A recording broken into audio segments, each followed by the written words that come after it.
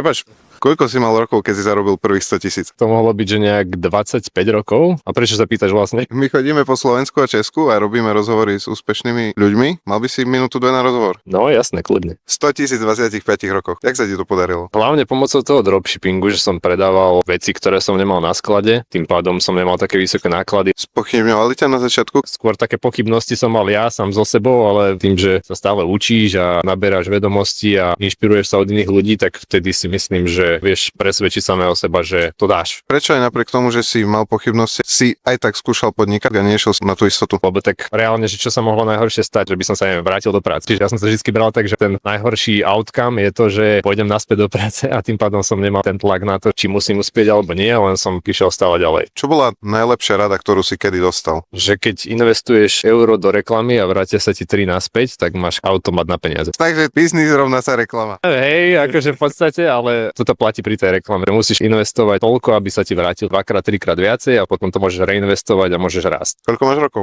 30. Ja mám 21. Ak by sme obaja zajtra zomreli a mohol by tu po tebe ostať len jeden odkaz, čo by to bolo? Vážte si svoje zdravie, také klišé, ale ľudia by si mali dávať viacej pozor na to, že čo konzumujú na každodennej báze. Ja som mal nejaké zdravotné problémy a tým pádom som si uvedomil, že proste to zdravie je prvoradé. Toto boli super rady, díky moc.